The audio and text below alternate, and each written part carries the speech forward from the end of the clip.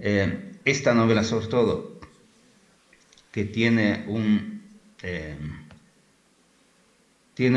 aparente realismo, sin embargo, con un simbolismo muy enriquecedor de lo occidental, que usar este concepto de la creación, que Dios creó el mundo en una semana, ¿no? El séptimo día, pero para relatar todo lo bueno, acontecido en la realidad china. Otro ejemplo de la vanguardia, que es la novela Rana del premio Nobel chino Mo Yan, porque con esa novela y a través del protagonista, que es como mi tía, el autor nos relató las influencias bueno, las trascendencias de la política de planificación familiar en la población china. Esta novela está construida por 5 cartas que escribió el autor a un amigo japonés, y además la última parte es una pieza de teatro. Todo esto construye una intertextualidad para ampliar el significado de la narrativa china. Un otro ejemplo es el escritor Ninken, que tiene una novela titulada La ciudad del sol, porque en esta novela el escritor Ninken hizo sus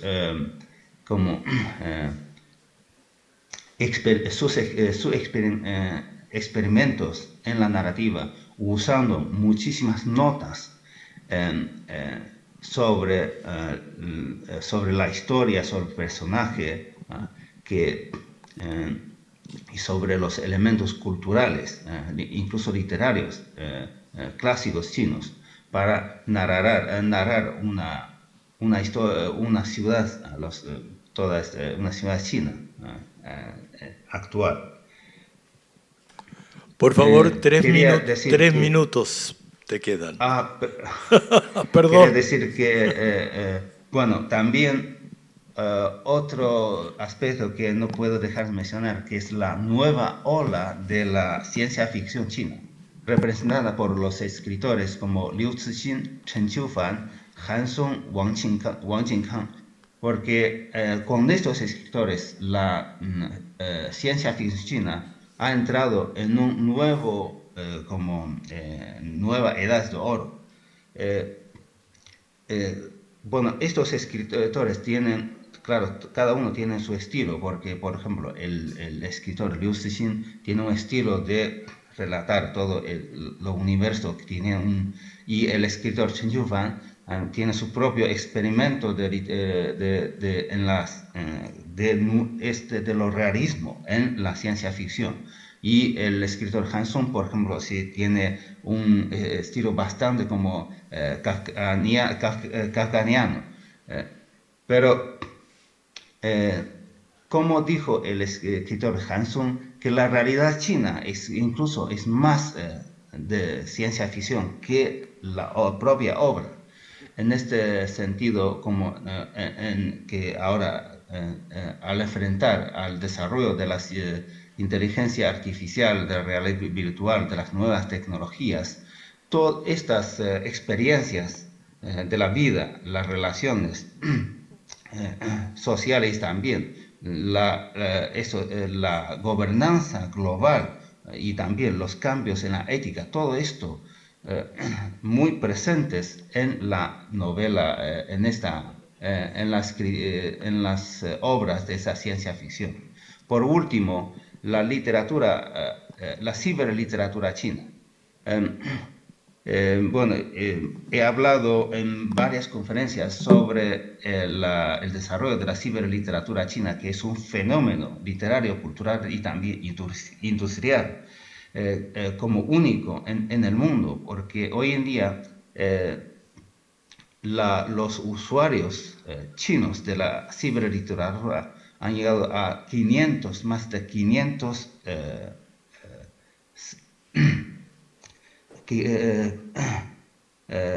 más de 500 millones de usuarios. Ocupa casi el 52% de los internautas de China. Y la ciberliteratura china también es una industria porque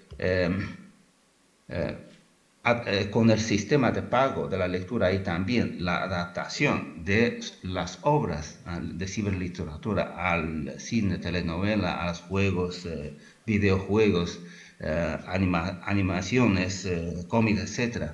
Entonces, se ha convertido en una verdadera industria cultural que ninguno puede desenhar en la China, en el mundo. Y además, en últimos años, las firmas de la ciberliteratura china empiezan a extenderse fuera de las fronteras para llegar hoy también al mundo hispanohablante.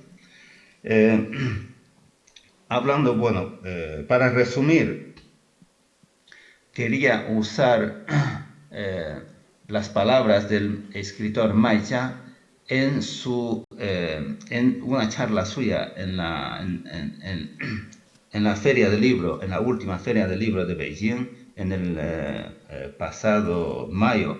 Él dijo que, es un autor también muy importante, Mai Chia, con sus obras que levantó sensación en el mundo hispanohablante, con sus obras tal como El don en la oscuridad. Él dice que, claro, es otro fenómeno en China y también otro que representa la literatura de género de China. Dice que claro, mis obras son de ficción, pero no mentira. Entonces, quiero decir que esta palabra, esta cita suya, justamente representa o resalta la literatura, la importancia de la literatura china para,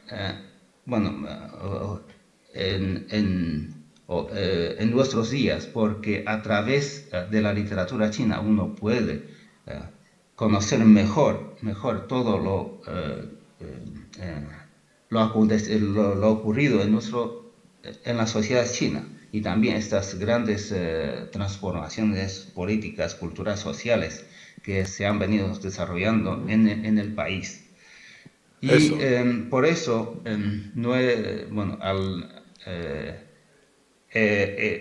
estamos trabajando con un grupo de traductores, seguro algunos ya presentes en nuestro congreso de sinólogos, que trabajamos en la traducción y difusión de la literatura china en América Latina, en el mundo hispanohablante. Y espero que cada vez más colegas y también sinólogos que se sumen a esta gran tarea de llevar la literatura al mundo hispanohablante para que todo yo creo que la literatura no solo es un objeto de estudio, de investigación de los sinólogos, sino también una gran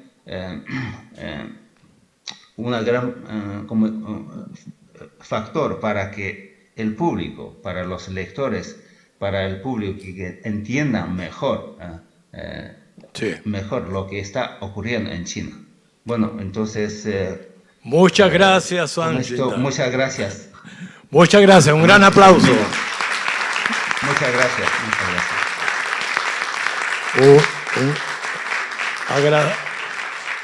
De verdad agradecemos mucho la participación de Sun Chintan, tanto por el esfuerzo de hablarnos a las 3 de la mañana, 4 casi de la mañana de allá de China, pero también por la presentación magnífica de los títulos literarios tremendamente motivadores que nos ha colocado. Solo para decir lo que es la épica de la literatura china actual, como concepto muy importante. La dimensión con la que ha cerrado al final su presentación, una frase magnífica. Hago ficción, pero no hago mentira. Qué gran frase. Bueno, y ahora vamos a dar un salto geográfico. Yo no sé si...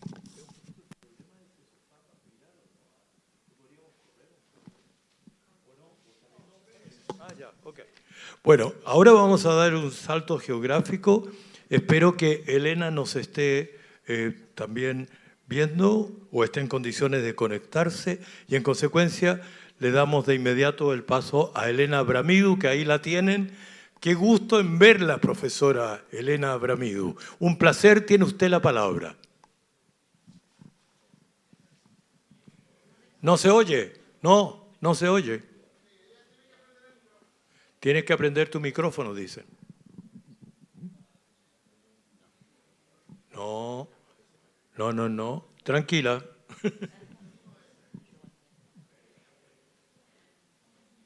Wow. No, no estamos oyendo.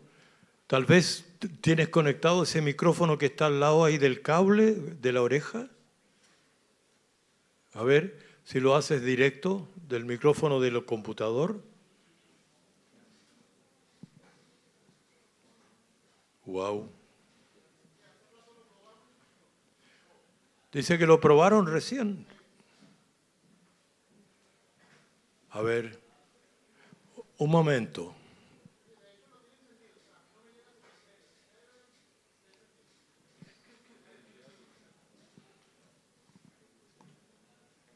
Está perfecto, pero te vemos muy bien, pero no te escuchamos. A ver, ¿hay alguna solución técnica? ¿Usted no puede hacer nada aquí? A ver, dice que tú tienes la solución allá. ¿Pero qué cosa? A ver, me dicen, sugerencia, que salgas del Zoom y que vuelvas a entrar. Tal vez... ¿Mm? Es lo que...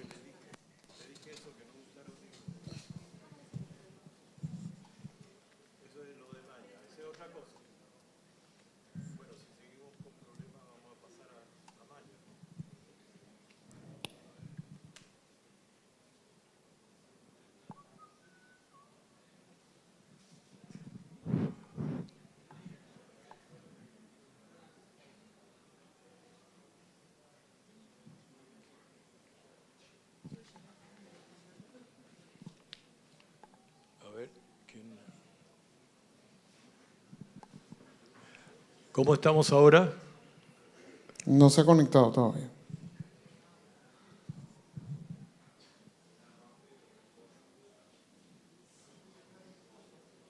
Qué pena, porque recién se había probado, claro.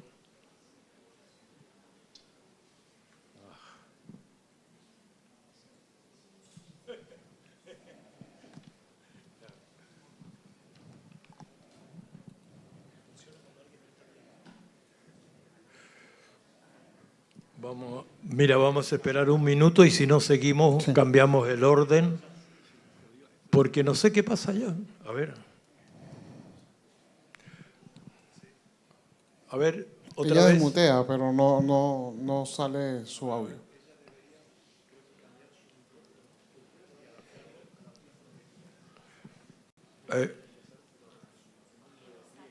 No te escuchamos. No, por favor, no. ¿Por qué no desconectas ese... tienes ese audífono ahí en la oreja? No sé si... pero sácalo de ahí, por favor. ¿Ahora? Ahora sí, te escuchamos. Ahora sí, bravo. Sí. Sí. ¡Qué lata! Sí, sí. Lo lamento mucho, Elena, de aquí no podía hacer nada. Ya, ok. Bueno, Tal vez. Sí, perfecto. Ahora tiene Estamos bien. usted la palabra, por favor. muchas gracias, muchas gracias. Es un placer estar aquí con ustedes y quiero expresar mi más sincero agradecimiento por la invitación. Entonces, voy a hablar de las interacciones culturales entre China y Grecia, dos de las más influyentes civilizaciones de la historia, la china y la griega. Y deseo subrayar a la importancia del diálogo entre estas civilizaciones y todas las civilizaciones en el siglo XXI.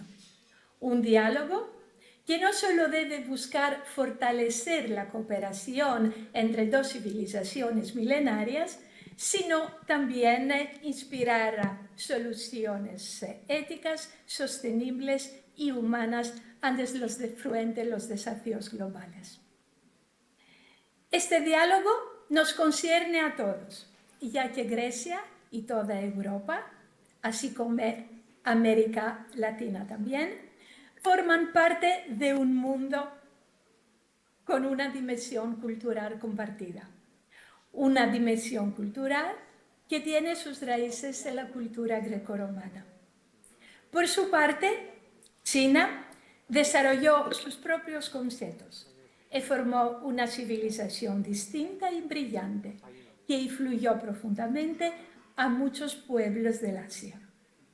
Sobre esta base vamos a construir un diálogo significativo con China en el siglo XXI. Ahora, por favor, no, en la primera, aquí. ¿Se puede engrandir? No, está bien. Se veía bien. No, pero yo no. Nosotros la estamos viendo en una pantalla grande. Ok, bueno. Sí. Entonces,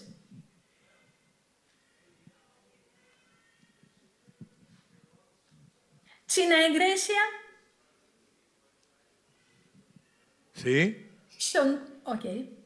China y Grecia son dos de las civilizaciones más grandes. Han desarrollado en el mismo periodo histórico, pero en dos regiones completamente distintas. China a lo largo del río Amarillo y la Grecia el Mediterráneo.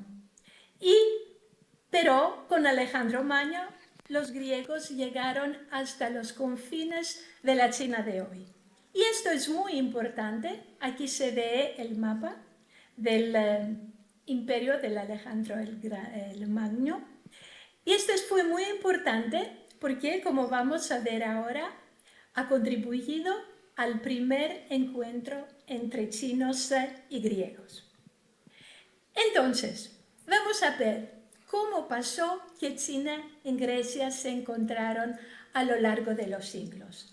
Porque los contactos que han tenido fueron contactos indirectos, no directos, pero muy importantes. Por favor, a la próxima, vamos a cambiar la... Próximo pantalla. Sí, a la próxima pantalla. Gracias. ¿Quién está cambiando? ¿Se puede cambiar? Sí, ahí viene. Ok, gracias. Entonces, los chinos y los griegos se encontraron a través de la ruta de la seda, gracias a las ciudades helenísticas en el Asia Central, el arte greco-budista de Kantara y los misioneros jesuitas europeos que llegaron a China en los siglos XVI. La próxima pantalla, por favor, que se ve la ruta de la seda, que por la verdad era una red de rutas que conectaron China con el occidente, una red de rutas comerciales, pero también culturales, porque aquí se transportaron no solo productos, pero también las ideas, religiones y religiones. La próxima pantalla, por favor. Aquí estamos en la parte del Asia Central. Se ve el reino greco-bactriano. Se ven un poco de ciudades. Uno puede entender de los nombres, que son nombres griegos, y hay muchas Alejandrías. Entonces, aquí, en el siglo III, II, en la parte de la Fergana y Bactria, se encontraron China y Grecia. Aquí, por la primera vez, los chinos han visto las monedas griegas, monedas con efigie del rey de un lado y letras griegas en el otro lado. Y él quiere decir monedas completamente distintas de las monedas griegas. Y también probaron el vino de uva. Entonces, importaron el cultivo de la vid y la producción de vino y el diseño de monedas. Llegaron a China a través de la ruta de la seda, también los caballos, los relojes hidráulicos, la cartografía y las medicinas. Y llegaron en el Imperio Bizantino o el Imperio Romano del Oriente, no solo la seda, pero también el té, la porcelana, el papel, la tipografía, la pólvora brújula, especias y otras cosas. Quiero decir dos palabras por la seda, la llegada de la seda en Europa, que tuve un impacto profundo en la sociedad y las vidas de las personas y en las costumbres. La seda se convirtió en un símbolo de lujo y de estatus. Se transformó la moda y también las artes decorativas.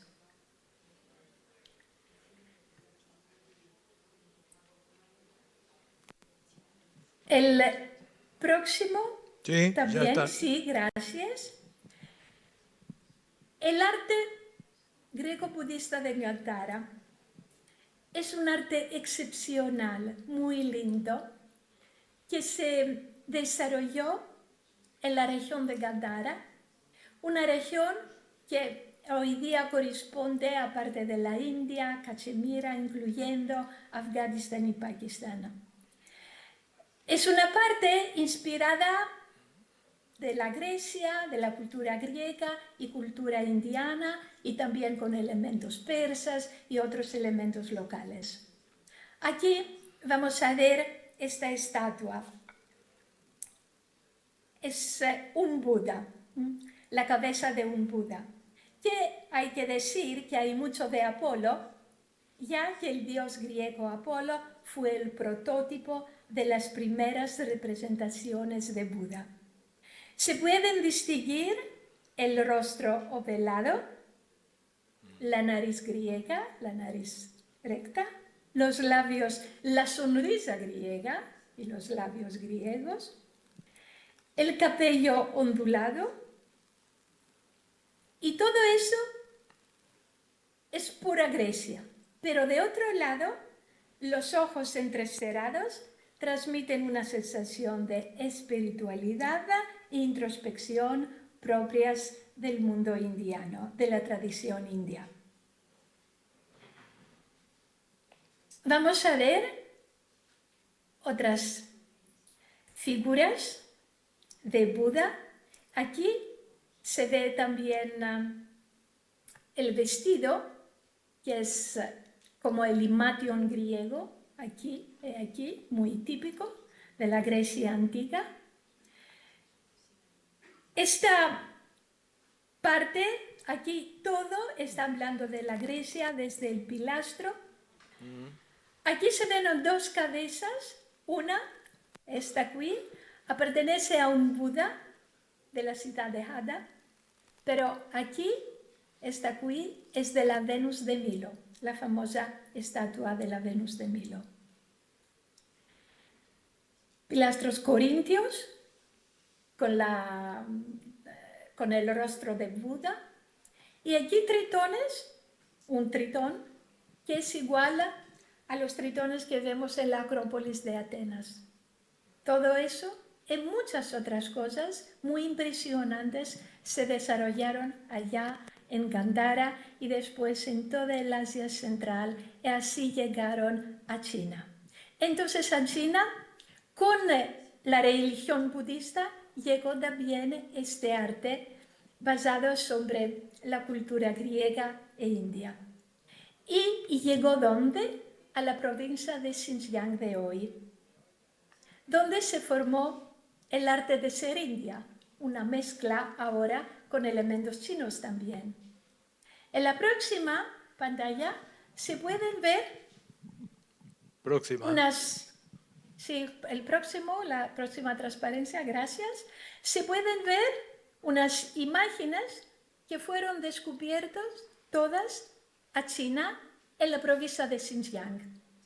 Aquí es una cabeza femenina de bodhisattva femenino, toda con la nariz, con la sonrisa, con los cabellos, todo griegos. Esto, centauro, esta criatura que viene de la mitología griega, está un tapiz de lana, también con rosetas y otros elementos helenísticos. Esta es una placa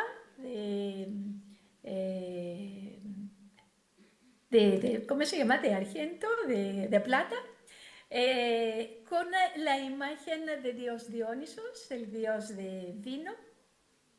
Y aquí un Eros con las alas típico. Esto es un fresco que también se descubrió en la provincia de Xinjiang. Estos son pocos testimonios para decir de cómo llegó y se mezcló ya la cultura griega, influyó al desarrollo de la arte china que uno puede ver al Dunhuang y otros lugares de China.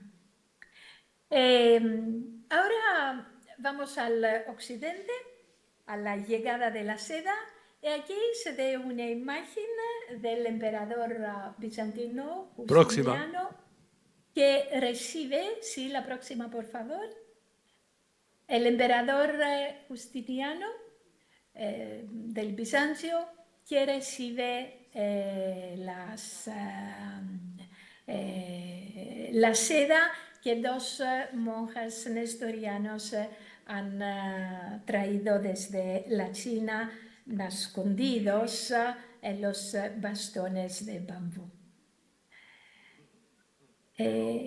Otro punto muy importante, otro encuentro a lo largo de los siglos muy importante, fue lo que pasó con, gracias a los jesuitas. El próximo. Por favor.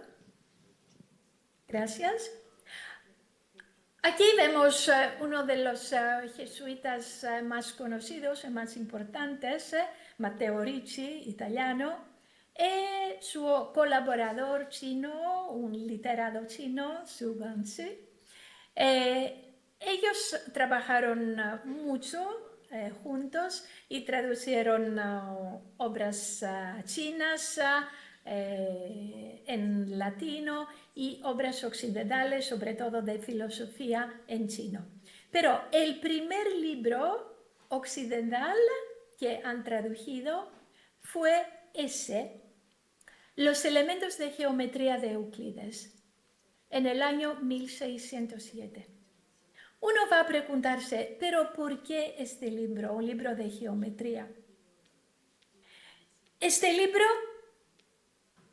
ha influenciado mucho a los chinos y, primero de todo, impresionó mucho a los literatos chinos porque ha llevado algo de completamente nuevo. Los chinos habían desarrollado los números, eran muy buenos en la arquitectura, en el uso práctico de los números. en la agricultura, en la arquitectura, la construcción de los buques y también como con connotaciones simbólicas. Pero no desarrollaron las matemáticas y la geometría en el sentido abstracto. Los números y las formas habían solo un concreto uso para ellos. No eran las bases por un pensamiento abstracto, por un análisis como han hecho los griegos. Entonces los chinos fueron muy impresionados y han entendido desde el primer momento la importancia que podía tener este libro. Como lo mismo Su Guanxi había dicho, si uno entiende bien este libro, va a entender muchas cosas y va a suscitar una revolución real a China.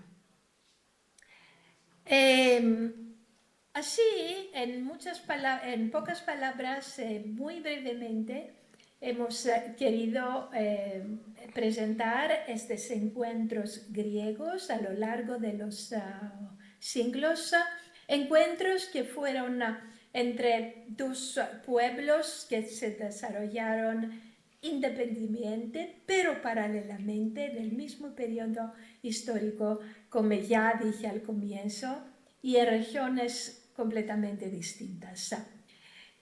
Y todo pasó gracias a otras personas. El próximo también. Próximo slide. Quedan 2 minutos. Sí, ya. Entonces, estas dos civilizaciones, China y Grecia, que representan dos mundos distintos, dos maneras de pensar completamente distintos, porque de una parte está China con la armonía social, la armonía con la naturaleza, con la importancia que da a la familia, que el Estado es una extensión de la familia, con la importancia que da a las relaciones humanas, una sociedad que nosotros podríamos definir como la sociedad, el mundo del devenir, porque da importancia a los cambios. De otro lado, la Grecia, que está que está buscando la verdad absoluta, que es la sociedad, el mundo del ser. Entonces da mucha importancia al desarrollo de la ontología. Eso no pasó en China porque por una razón que ya el verbo ser no existía en el chino antiguo. Grecia es el mundo, la civilización del logos, del racionamiento lógico, pero tienen cosas comunes. Tienen valores compartidos también. Y eso es muy importante. ¿Cuáles son los valores compartidos? La virtud, el equilibrio, la moderación, la meritocracia, la sabiduría. La sabiduría, vamos a pensar al rey filósofo del Confucio, de los analectos confucianos, y al rey filósofo de la República de Platón. Son dos figuras que parecen mucho, dos figuras que en estas se encuentra la virtud, el conocimiento y el poder político. El próximo también, el próximo por favor, que es el último. Gracias. Entonces, ¿qué pueden aportar estas culturas milenarias al mundo actual? A un mundo que es cada vez más conectado, pero también más dividido, más fracturado. Un mundo con muchos problemas de guerra, con cambio climático, un mundo que necesita dialogar. Entonces, estas civilizaciones, también con las otras civilizaciones del mundo, deben llevar a un diálogo, y no simplemente a un diálogo, pero a compartir cosas juntos,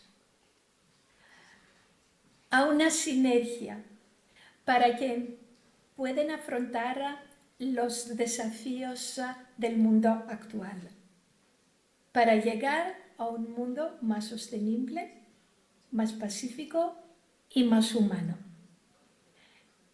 El rol de la filosofía va a ser muy grande, porque puede ser un puente para una ética global.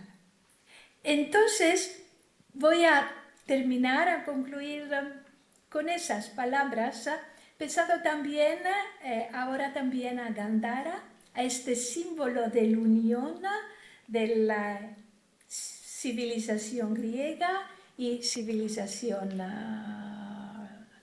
india y china, como llegó allá, y a decir que tal vez necesitamos una nueva Gandhara. Muchas Una gracias. nueva Gandhara que va a unirnos todos. Muchas gracias.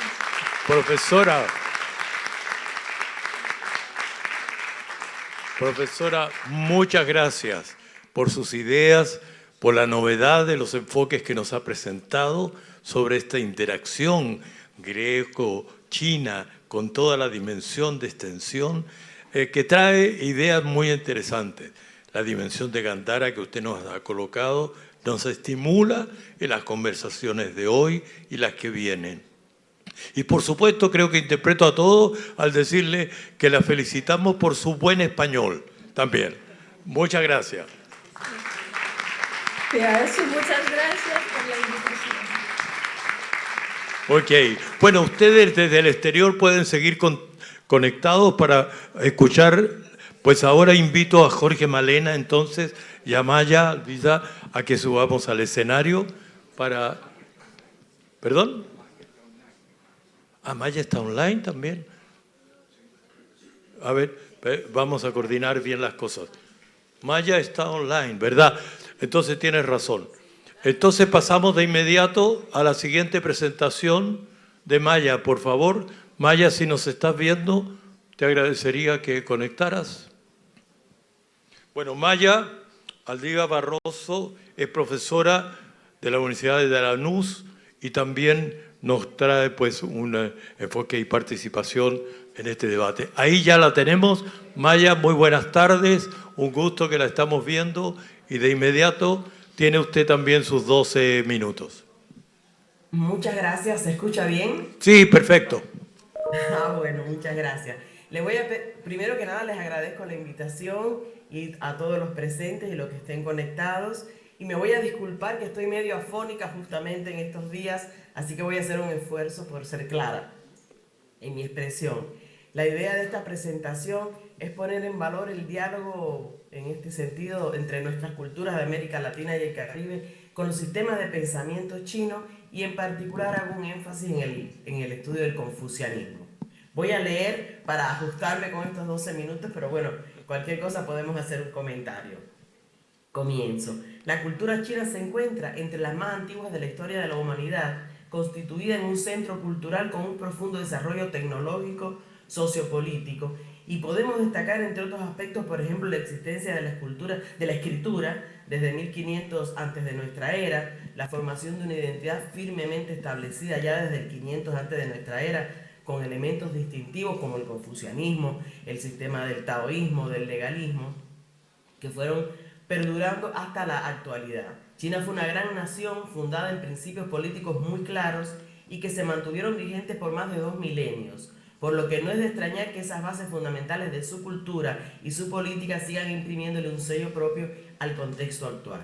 El estudio y la comprensión de la historia y la cultura china tienen hoy una gran actualidad e importancia porque nos permiten entender a una de las grandes potencias en ascenso o realmente que reemerge, que puede marcar el curso de la economía e incluso de las relaciones globales en este actual siglo XXI.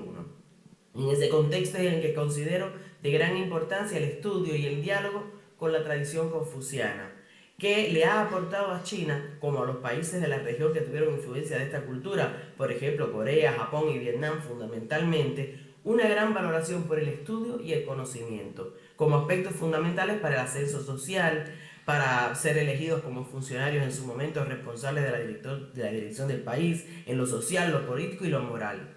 Con diferencias importantes entre lo que fue la sociedad tradicional, obviamente, y la contemporánea, y necesariamente con diferencias entre su aplicación en el este de Asia y lo que se puede llegar a aplicar en la región de América Latina y el Caribe, no deja de ser importante analizar y dialogar con algunas de estas tradiciones como aspectos esenciales para lograr una sociedad más preparada, más competitiva y que pueda reafirmar diversos valores éticos y morales tan necesarios para contener el tejido social.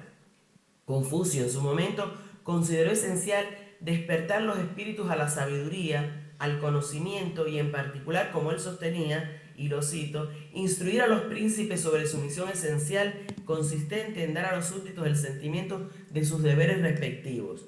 Hizo mucho hincapié en la necesidad de la práctica, insistiendo en que el estudio no era suficiente si no se acompañaba de obras, y en el desarrollo de la práctica, llegando a plantear que la sabiduría era la capacidad de cumplir con el deber para con los hombres. Sobre el conocimiento en particular, este concepto que es esencial en esa corriente, al igual que en el taoísmo, por ejemplo, sus seguidores consideraban y sostenían que el hombre es perfectible y que solo a través del conocimiento el ser humano alcanza la expresión de su verdadera esencia que lo separa de los animales. Es interesante ver además que el confucianismo habla de conocer para actuar en consecuencia. No hace referencia a la acumulación erudita de datos, sino a una comprensión cabal de la esencia de uno mismo para poder actuar en el medio que lo circunda. Es aprender para ser mejor, hacerse humano con el esfuerzo de la superación al que todo hombre, sin importar el estatus social, está destinado y para lo cual está posibilitado. Asimismo, Confucio sostenía que había que llevar el conocimiento a todas las personas y que la enseñanza debía ser interior y no solo externa. Le daba una connotación muy importante en lo moral. El tema del conocimiento entonces es esencial en esa cultura, constituido en un paradigma que valida todo lo que se posee. El sentido mismo de la vida es adquirir conocimiento, y solo quien lo busca y lo adquiere es considerado realmente humano, o como lo planteaba Confucio, un hombre superior. El conocimiento, cito, es lo que nos hace humanos, ya que la humanidad debe ser construida, no nos es dada. El estudio entonces se constituyó en el objeto de todo el que tenía la posibilidad de hacerlo, en la época tradicional, ¿no? Tanto para lograr el desarrollo interior como para alcanzar ascenso social y poder político. Luego de un complejo periodo de cambios que todos conocemos, China arriba al siglo XXI con una de las principales potencias mundiales y buscando nuevamente una posición central que su tradición le señala como propia. En ese contexto, por ejemplo, en el 2005, ya formuló los conceptos de sociedad socialista armoniosa y después el socialismo con el desarrollo científico por parte de Hu Jintao, que proponía un progreso pero con identidad, e impulsó la rehabilitación de varios aspectos del confucianismo y de las tradiciones autóctonas clásicas.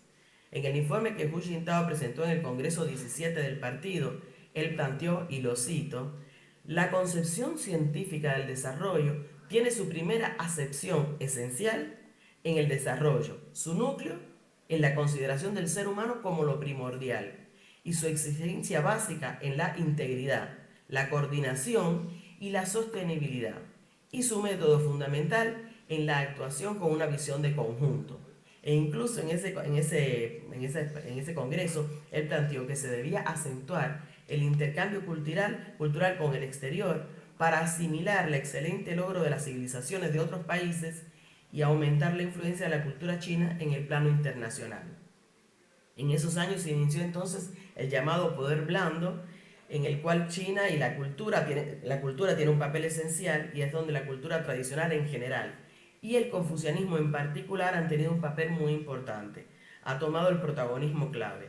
En el primer decenio de este siglo XXI se han reeditado las obras completas de Confucio y otros clásicos, se inauguraron los institutos Confucios en diversos países, muchos de ellos en nuestra región, para promover el estudio de la lengua y la cultura china. Y en un contexto diferente, opiniones, podemos señalar también la visión de los intelectuales chinos en relaciones internacionales, que han planteado teorías alternativas a la posición occidental, desarrolladas por académicos chinos que se han formado en Occidente, pero que intentan elaborar conceptos propios, reeditando todo un debate que ya se dio a finales del siglo XIX y principios del siglo XX sobre técnicas occidentales, esencia china, y que tienen un punto en común, y es la importancia que le dan al pensamiento confuciano con la idea de la armonía como un elemento central. La idea de armonía confuciana en la política exterior está impulsada bajo el lema actual en este momento, ¿no?, de comunidad de futuro compartido para la humanidad, y es en la que China pone en práctica este concepto de armonía en la diversidad, a escala global en este caso, ¿no? Según Xi Jinping, el actual líder, en el 19 Congreso del Partido en el año 17, en 2017, él planteó, y lo cito: es imperativo llegar profundamente a efecto el proyecto de construir la moralidad cívica, promover la construcción de una moral pública, una ética profesional, las virtudes familiares, las cualidades morales de la gente, e impelerla hacia el progreso y hacia el bien, hacia la piedad filial para los ancianos y el amor a los familiares, y hacia la lealtad a la patria y al pueblo. Como podemos ver, es una reedición de los valores típicos del confucianismo, apelando a lo que se llamó en su momento y lo que promulgó Confucio de las verdades, de las virtudes cardinales en este caso. Ya en el 20 Congreso del Partido, en octubre del año 22, Xi Jinping sostuvo, y lo voy a citar, es un poquito largo, pero me parece interesante: la excelente cultura tradicional china, inmensa y profunda, de remoto origen y larga trayectoria, es una cristalización de la sabiduría de la civilización china. Las ideas encerradas en esa cultura, y cita estas ideas: el mundo es de todos, el pueblo es el fundamento del país, gobernar mediante la moral, suprimir lo viejo y establecer lo nuevo, nombramiento de personas por mérito, unidad entre naturaleza y ser humano, constante autosuperación, acento en la fiabilidad y cultivo de la armonía, benevolencia y buena vecindad, son reflejos del significativo de las visiones del universo, del mundo y de la sociedad. E incluso cuando sigue más adelante en este discurso Xi Jinping, hablando de la docencia y de los docentes, planteó: haremos de cara al profesorado un esfuerzo en cuanto a ética y desempeño, prepararemos un contingente de docentes altamente cualificados y formaremos hábitos sociales de respeto a ellos, aprecio a la educación, y propulsaremos la digitalización de la educación y conformaremos una sociedad volcada al estudio y un gran país entregado a él, en lo que todo el pueblo estudie de por vida.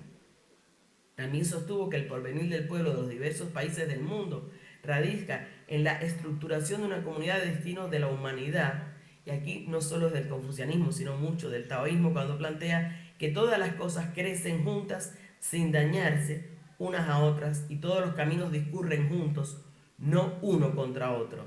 Solo podrá perdurar la prosperidad y garantizarse la seguridad si todos los países practican la gran virtud, conviven en concordancia y cooperan en una gran ganancia compartida. China ha planteado la iniciativa de este desarrollo global y la iniciativa de la seguridad global con el deseo de trabajar juntos con la comunidad internacional para implementarlas empeñosamente, y cierro la cita del presidente Xi Jinping, donde vemos que valora de una manera particular este concepto de la armonía.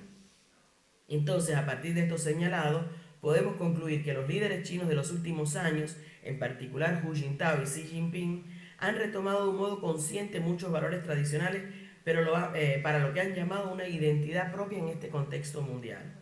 Se reeditaron clásicos del pensamiento, se ha buscado llenar, como ellos dicen, un vacío moral, generando que se ha generado a partir de la cultura del crecimiento material y del consumo, revalorando temas tradicionales como la ética, los valores, el comportamiento, que tienden a lograr una sociedad armoniosa y que logre encarnar los valores de lo que ellos han dado a llamar el sueño chino, ¿no?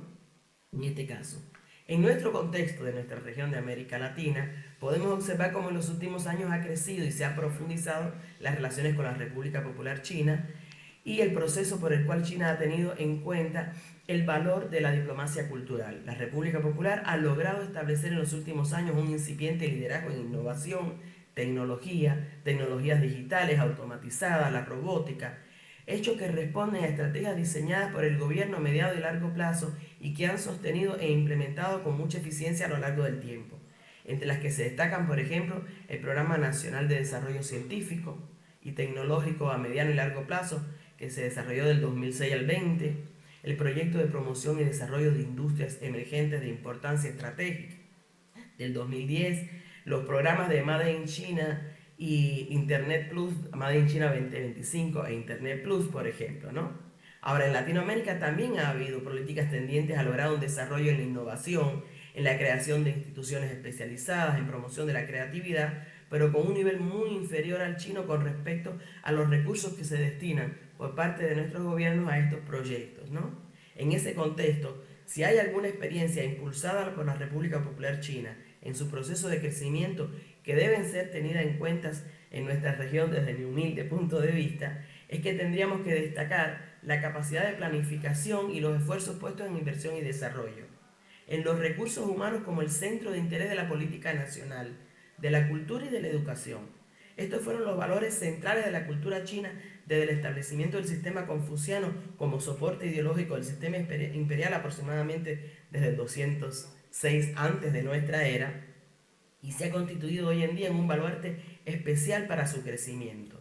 No se trata de estudiar el confucianismo como un sistema de pensamiento pasado o de otra cultura, como un aspecto teórico podríamos decir, sino como un producto de la experiencia humana colectiva, surgido en otro momento y en otra cultura, pero que pueden ser adoptados y concordados con la contemporaneidad, como vienen realizando los actuales líderes de la República Popular China, y que nos permite aprovechar los aportes de esa tradición que brinda respeto y la valoración al hombre como centro de la cultura y de la política, y al estudio como la herramienta que constituye y refuerza lo que es esencialmente humano. Solo así se constituirá una sociedad grande y que sería enriquecedora en este diálogo entre las culturas específicas, en este caso de nuestros países de América Latina y de la República Popular China, que está poniendo en valor estas culturas tradicionales. Esta era mi presentación, así que quedo dispuesta a cualquier Muchas gracias. Muchas gracias. Muy amable, Maya. Muy, muy interesante. Y bueno, y la invitamos también a permanecer conectada para el paso siguiente de presentación. Le voy a pedir entonces ahora sí al profesor Jorge Malena que subamos al escenario, por favor.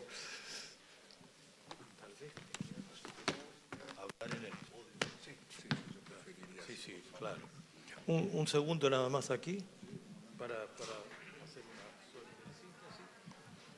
y luego te pasa. Sí, Jorge después va a hablar desde el podio, digo. No, yo creo que las tres presentaciones tienen varios valores, ¿eh? El primero de todo, la experiencia misma que hemos realizado. O sea, tuvimos voces desde China, desde Grecia, de Argentina, tres presentaciones en vivo que hablan de la potencialidad del mundo actual para poder construir aquello que hemos hablado de diálogo. No es un tema menor la práctica misma que intentábamos realizar esta tarde, porque habla en consecuencia de que desde ese ángulo de la potencialidad de cruzar las fronteras hay mucho que decir realmente entre nosotros. También yo creo que pareciera que son tres presentaciones desvinculadas y tengo la sensación que uno puede apreciar la suerte de hilo conductor que las cruza de una u otra manera.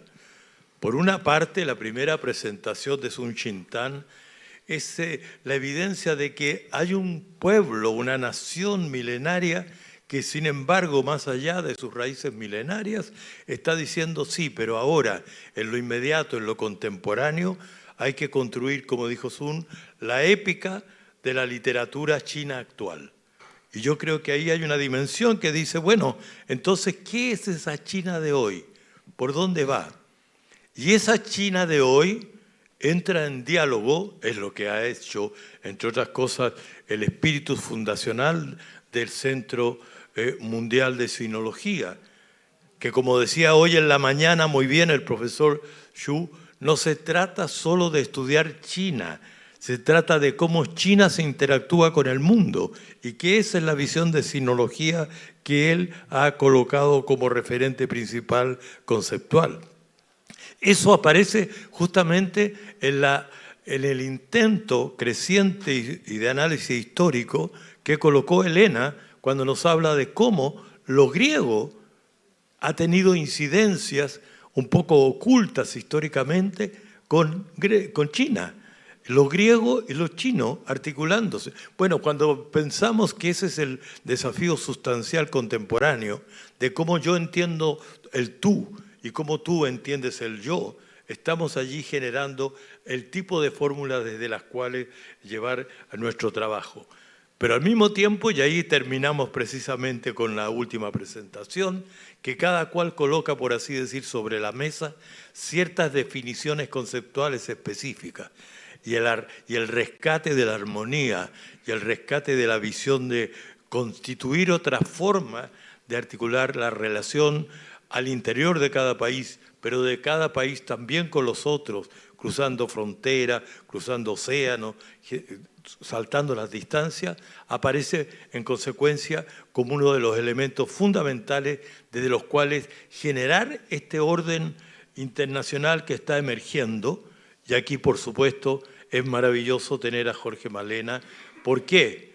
Porque es alguien que desde el análisis de lo global, desde el análisis de las relaciones internacionales, también nos conduce a comprender precisamente estos otros ámbitos de los que estamos hablando. Todos conocemos a Jorge, yo quisiera solo decir que es un gran profesor, un conocedor profundo, entre otras cosas, desde Chile siempre lo miramos como aquel que en el CARI, el Consejo Argentino de Relaciones Internacionales, tomó pues ya desde hace tiempo la responsabilidad ni más ni menos que de entender el mundo asiático y específicamente las relaciones internacionales con China. Sin más, Jorge, le damos la bienvenida y lo invitamos a su participación. Bienvenido.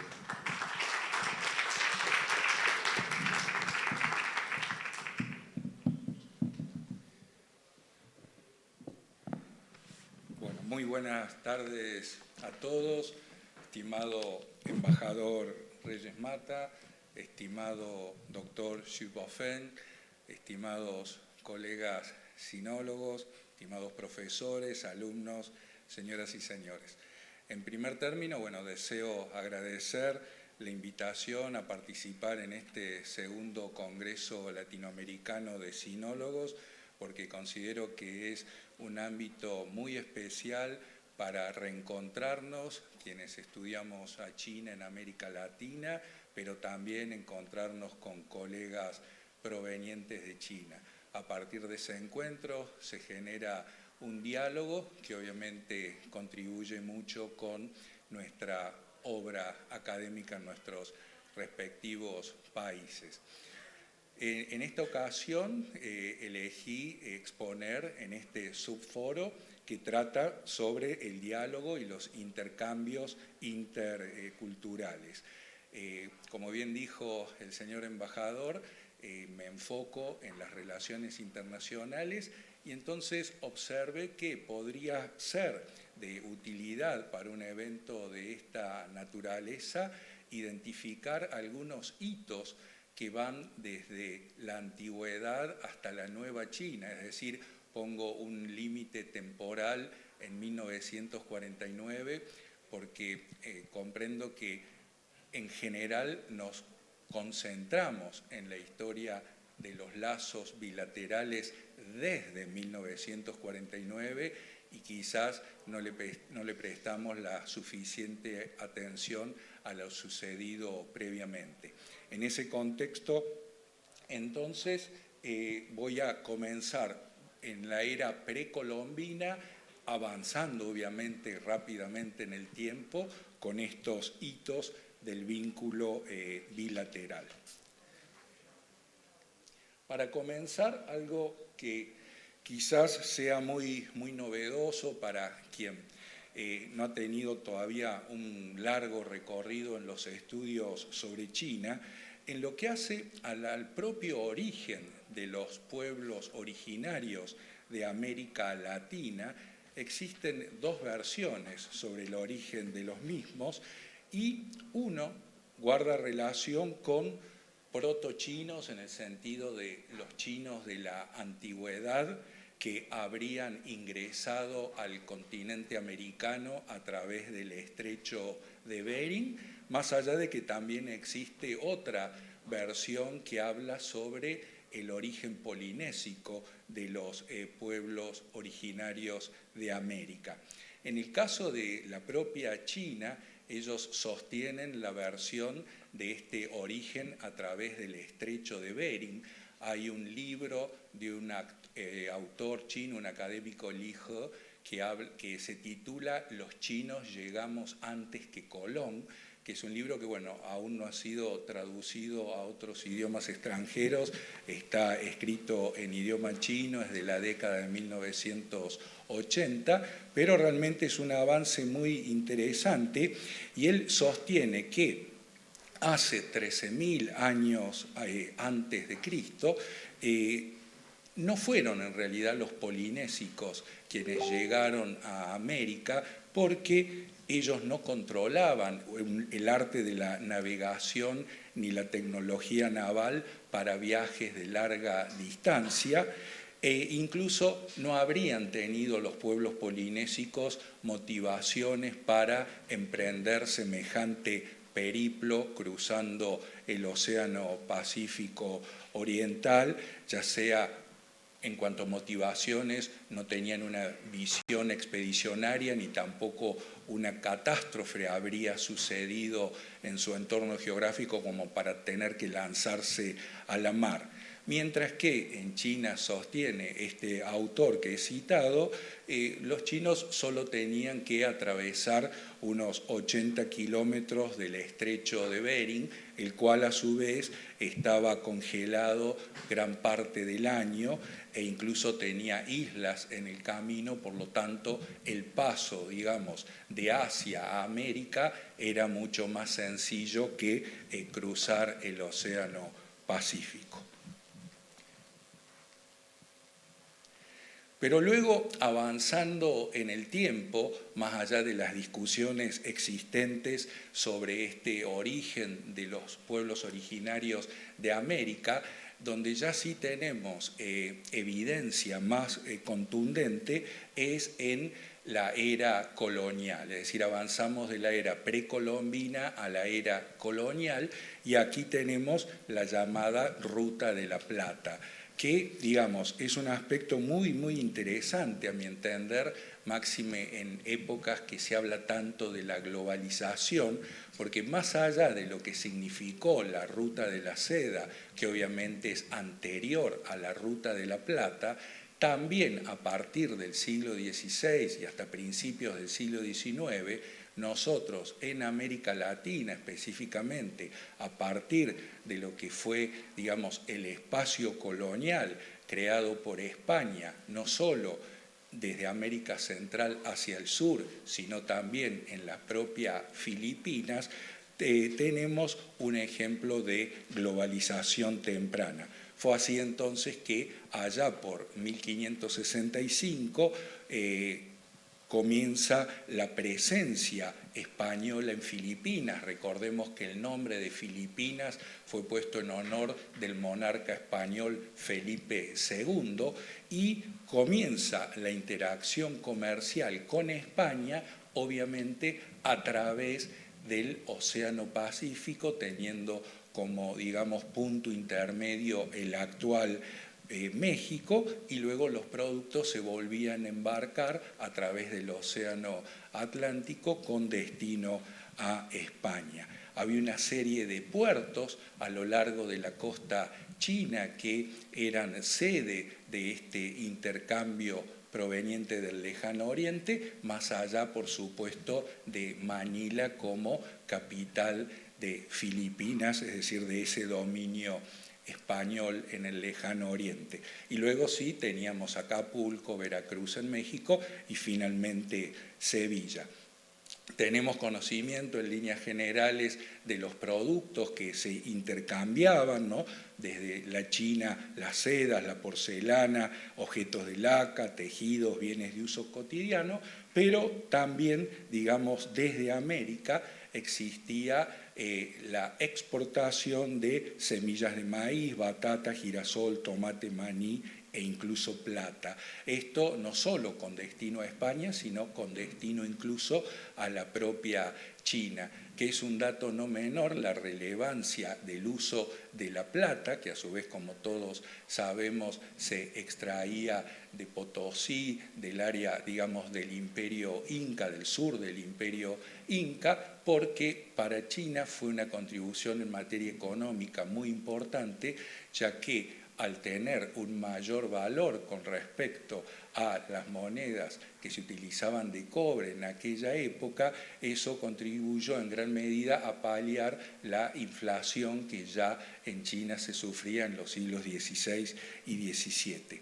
Este profuso intercambio entonces a lo largo de la ruta de la plata generó ese concepto que muchos conocemos de los galeones de Manila o naos, en el sentido del español antiguo, naves de la China, convirtiendo entonces de esa manera al Océano Pacífico en un mar español y obviamente a México en un polo comercial. Y como les mencioné, esto se extendió hasta principios del siglo XIX a la luz de que tras tener lugar las luchas de la independencia y el fin de la colonización española, esta ruta de la plata se vio interrumpida. Pero luego, si seguimos avanzando en el tiempo, es decir, ya lo que era el fin de la etapa colonial española y el comienzo de la vida independiente en América Latina, estos galeones no solo trajeron productos, sino también trabajadores, que se les llamaba braceros porque aportaban básicamente esfuerzo físico, pero también venían algunos practicantes de oficio. Y del momento que ellos reembarcaban en Manila procedentes de China, es que se los identificaba como los chinos de Manila. Para que tengamos una idea a nivel de la cantidad de trabajadores que habían llegado por lo menos a mediados del siglo XVII, ya se contabilizaban unos 5.000 inmigrantes chinos en lo que son actualmente México, Cuba y Perú.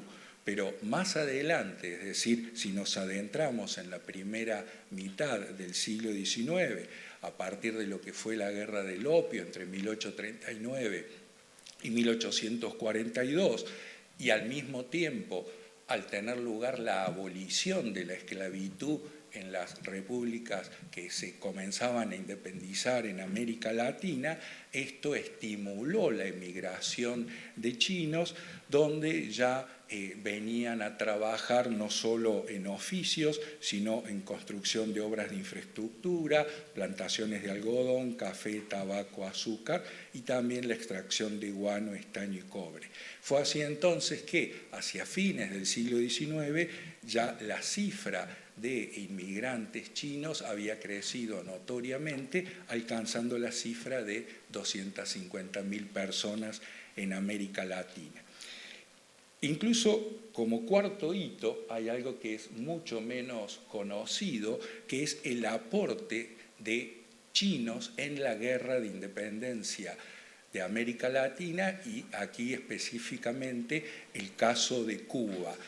Cuba tuvo una primera experiencia entre 1868 y 1878, la llamada Guerra de los 10 años, en donde inicialmente braceros chinos se unieron a un levantamiento contra la esclavitud que había sido comenzado por esclavos africanos. Esta rebelión luego generó en una lucha contra la dominación española. Si bien no lograron la independencia de Cuba, se reconoció la libertad de los colonos chinos por el tratado que puso fin a esta guerra y posteriormente, hacia 1895, con la guerra, digamos, definitiva de independencia en lo que hace a la dominación española, veteranos de esta guerra de 10 años fueron líderes de este levantamiento militar. Y acá me permito mostrarles una imagen muy importante de lo que es el monumento al soldado chino en La Habana, que en la base tiene una placa que dice: no hubo un chino cubano desertor, no hubo un chino cubano traidor. Realmente este es un punto muy importante y creo que no siempre lo tenemos en cuenta a la hora de considerar lo que fue la migración china en América Latina. Avanzando en el tiempo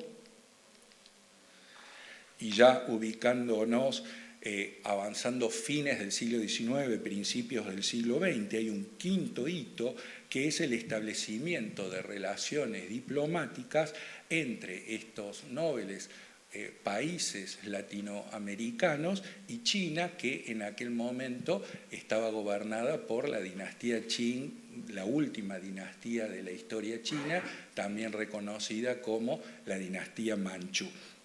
Como ven en la filmina, hay una serie de países que establecieron relaciones diplomáticas en aquel momento y estos tratados incluían una serie de puntos que no solo son de naturaleza sociopolítica, como la promoción de la amistad o acuerdos migratorios, sino hay también cuestiones de índole comercial, económica, apoyo a la navegación, incluso el otorgamiento a China de la cláusula de nación más favorecida, la apertura de consulados y embajadas. Pero fíjense qué interesante, está también la cuestión de la disputa sobre la cuestión de los trabajadores chinos contratados. Es decir, paradójicamente, en una etapa en donde China sufría en manos de las potencias colonialistas e imperialistas occidentales dominación y sometimiento, todos nosotros sabemos que justamente la etapa que va entre la guerra del opio, entre 1839 y la proclamación de la República Popular China en 1949, la historiografía oficial china la define como el siglo de humillación nacional.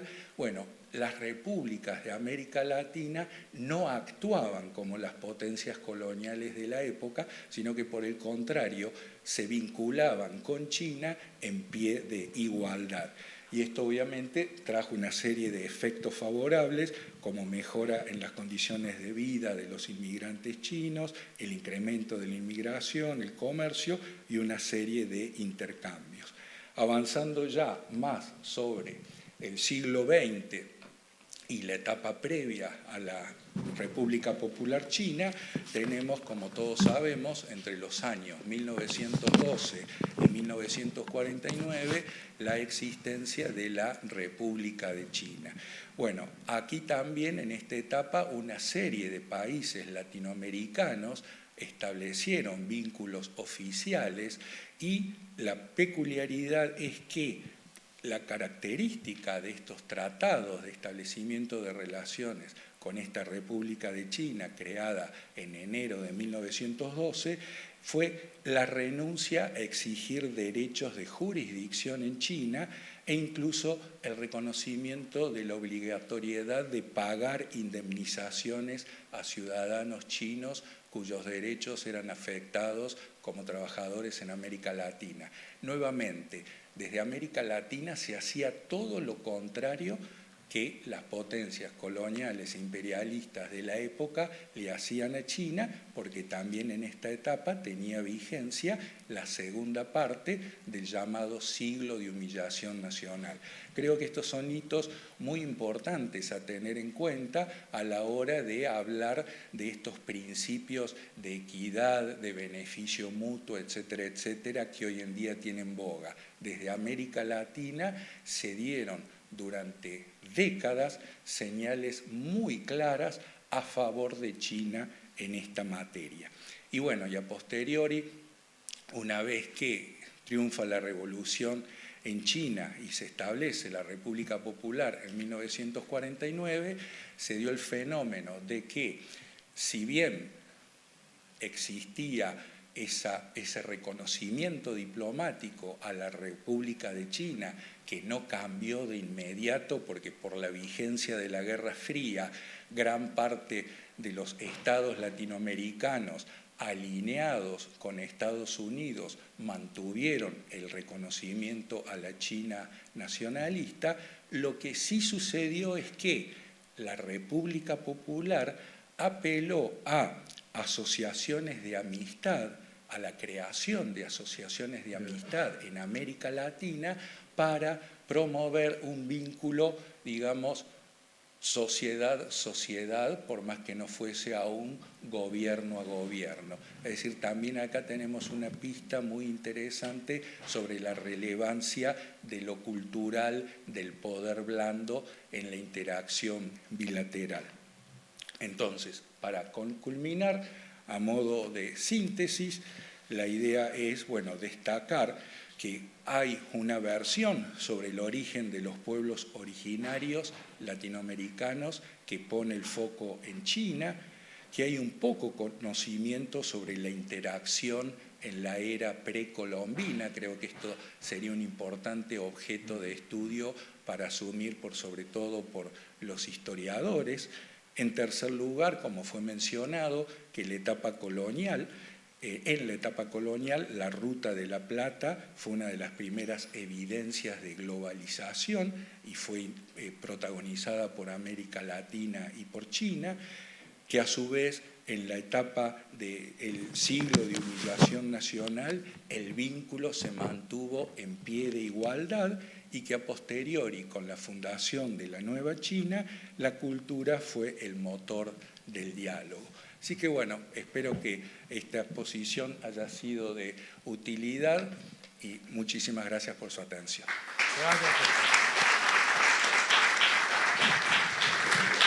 Muchas gracias a todos los que han participado en este panel. La verdad que por el avance de la hora no tendremos posibilidad de abrir debate.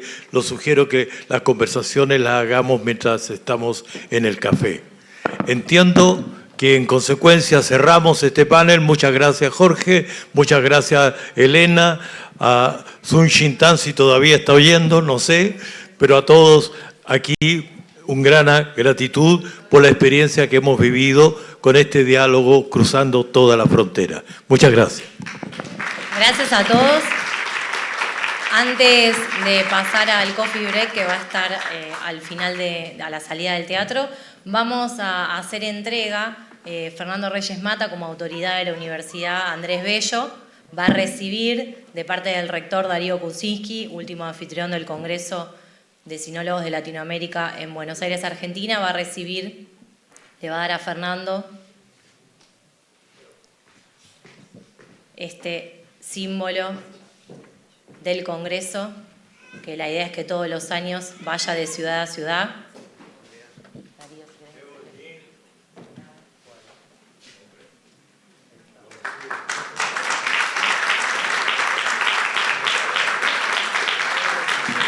Hablamos es un símbolo, es una montaña, como hablamos hoy, la idea de que no sea un obstáculo, que no nos limite, sino que nos una.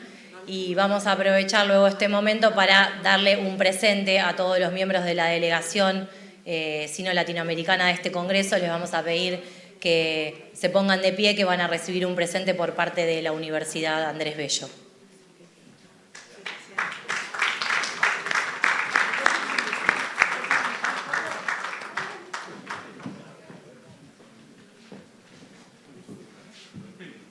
Mientras reciben el presente todos los miembros de la delegación, les voy a comentar que ahora vamos a estar celebrando los últimos 2 paneles de esta tarde que se van a dar de manera simultánea. ¿Sí? Ahora les voy a contar un poco más. Uno va a ser una mesa de cooperación académica que va a tener lugar en el aula 207. Ahí vamos a guiarlos para que cuando salgan al coffee break puedan dirigirse allí quienes quieran participar. Y luego en este mismo teatro se va a estar dando el otro foro del eje cultural. Así que les pedimos que el descanso en esta oportunidad sea más breve porque estamos un poco atrasados con la programación y no queremos hacer demorar a los expositores que están esperándonos de manera virtual. Así que bueno, ahora creo que todos tienen su presente. Hacemos una foto. Ahí va. Muy bien. ¿Todos? Ahí está. ¿Va Fernando?